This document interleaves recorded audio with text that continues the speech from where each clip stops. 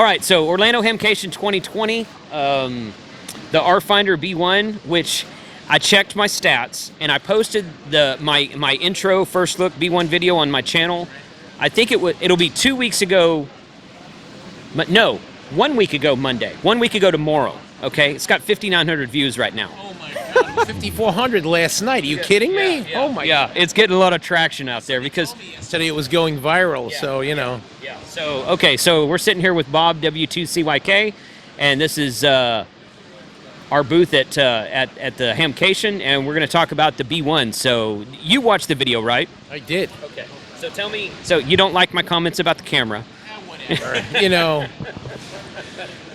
everybody's got an opinion. You know what I'm talking about. Yeah, totally. All right, so tell us about the B1. Put it in your own words instead of me talking about it. Sure.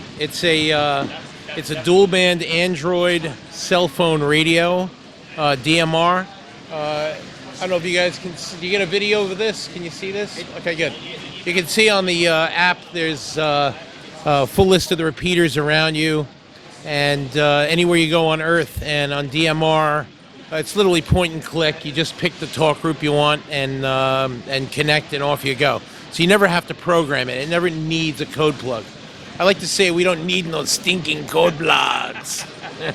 And that's true for analog too. Yeah, it's true. Yeah, for analog. Okay. And it works all over the world. I mean, I'm the greatest beta tester. I travel to my job now is to go to Hamfest worldwide. So, Nothing wrong with that. I know. Yeah, it's a terrible job, but right. having a fun time doing it, and really great meeting all of you around the planet. But like for instance, I land in Madrid, drive to the Spanish National Hamfest, and I just open machines as I go along. I never had to program the radio to do it. I left Spain, I went to Tel Aviv, and I drove around Israel for a week, and I just opened up the machines in Israel. I went to England after that, I worked there. We drove up to the National Hamfest in Newark and worked perfectly on the way up there. And in fact, in Newark and in Spain, they brought up a Brandmeister machine during setup. And in the morning, you just had to pull down on the list and refresh it, and the Brandmeister machine showed at the top of the list. So, yeah, so it was like it's that interactive. It's that simple. Okay. So I was one of the questions I've gotten asked several times since I put up that video last week is that will it work?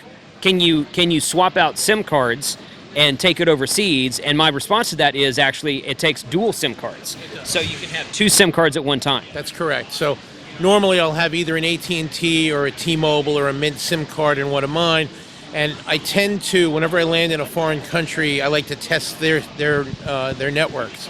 So I'll grab a SIM out of a kiosk, slam it into the device, reboot it, and it now has that foreign number. So and I test that all over the world, and it's worked great in England, Spain, Israel, France, Italy. I use it in Italy a lot.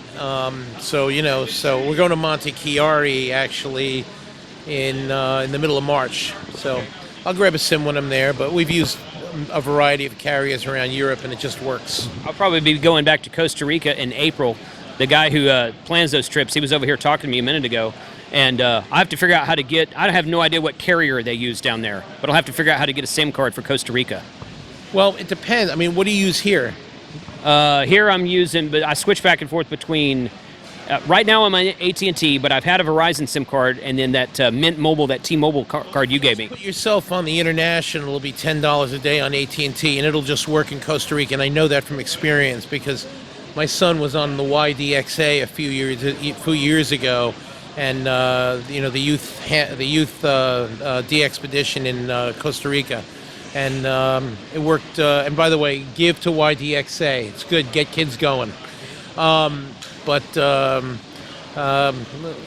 device worked perfectly. I used an M1 at that point, and it worked fine in Costa Rica. Okay. All right. So that's just with AT&T. So okay, good. Good to know. All right, man. Well, I know that, like I said, it's getting a lot of traction. The dual band, as you know, I've been waiting a long time for the dual band. So, yeah. They've been looking for Verizon, and they've been looking for T-Mobile, and you just take on Verizon, you have to take a working SIM from another device and stick it in, and it just comes up. It works perfectly. If you go to Verizon, they're a little sketchy on it, but if you take a working SIM, it'll work perfectly. Yeah, somebody commented on my video that said, "Oh yeah, I contacted Verizon. They said it was a no-go," and I'm like, "Well, I put my Verizon SIM in it and it worked fine." Just work perfectly. So just take another device, fire up the SIM, and then stick it in the device, and you're all good to go. And we've tested that a few times. We've taken them from iPhones or from Android, stuck it in, it just works. Good. Cool. Well, very cool stuff. This is definitely the next wave of amateur radio. We're working on some cool stuff. I mean, can I talk about? Yeah, you want to talk about the hotspot? It's not really going to be a hotspot. It's going to be an end node. So instead of retransmitting another radio, it's just going to go directly to Brandmeister, DMR Plus, TGIF, C4FM. It'll go directly to all those networks directly from the device, and we're working on that diligently right now. We just got a new prototype ROM where we can get the AMBI datagrams into Android, and now we're in the middle of writing the protocol piece to get them over to Brandmeister. And once we have that done, we'll work on the other networks. So, yeah, and that's something I've stressed, and I talked about that a little bit in my video. But something I stressed is that there's no hardware upgrade required for any of that. It'll all be firmware. It'll be firmware and app. It'll be 2 upgrades, one for the firmware and one for the app. But it's we've worked with some prototypes on it so far with just the codec piece and pulling the codec and listening to what they sound like, and they sound really great. So we think that we should have that sometime in May-ish. Okay. Hopefully by Dayton, yeah. Yep. Great. Okay, cool. Well, thanks, Bob. I appreciate you sitting down, and we'll get you. We'll do another interview in Dayton, and if we're somewhere outside of the country before then, we'll do that as well. So, yeah. I think we put them onto KRA. So where is that exactly? It's in it's near Brescia. It's actually, if you guys have ever heard of Begali, the Morse code key. Yeah, his factory is maybe 20 minutes or a half an hour from where we're going. So maybe we'll actually go and do a video at Begali. Wouldn't that be fun? Oh yeah. We talked about doing that, and we've talked about doing. Bring Frank. Oh, Frank wants to go. Frank wants to go. Yeah. Frank's official RFinder now. We talked about Begali and the McCartney and the coax guy, Malosi, or how do you say that? Messine Paoloini. Stefano's a friend of mine, and I've been to his factory before and seen how he makes coax, and those people are really geniuses when it comes to coax. They really are very, they're not just making the same old. They are being, very innovative when it comes to coax design and manufacture. So a very interesting plant that they have there. It's near Ancona, Italy. So I've been there before. Maybe we'll go there and check that out. The Marconi Museum is actually very interesting. It's where Marconi invented radio in 1895. And very moving to go there. I get chills every time I go there. And I actually had a chance to go there with ARS Italia. One of the I was invited to come speak a few years ago, and it was really quite nice. Yeah. So very interesting. I mean, to actually see where Marconi made radios, and made the first radios, and it's very interesting because his workspace is. It looks like the pictures of the worst ham shacks, if you know what I mean, like piles of stuff, So you go there, and apparently the story is that they never cleared his desk off, his original workspace. Yeah.